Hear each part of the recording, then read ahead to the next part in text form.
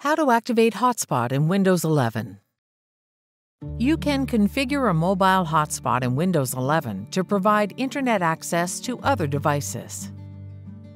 To activate a hotspot, open the Start menu and select Settings.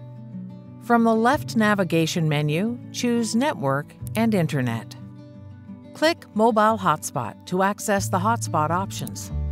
The mobile hotspot options enable you to configure how you share your wireless connection with other devices. You can choose the source for your hotspot based on your device's internet connection. In this example, the device is connected via Wi-Fi, making it the primary source for the hotspot. You can also choose how other devices will connect to the hotspot, whether through Wi-Fi or Bluetooth. A default name and password will be generated for other devices to use when connecting to the hotspot. To modify these settings, click Edit.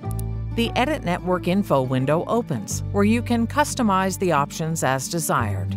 Click the name and password fields to rename the device and add a new password if needed. You can also choose a specific network band for the hotspot. By default, this is set to any available bandwidth. Click Save to apply any changes you've made.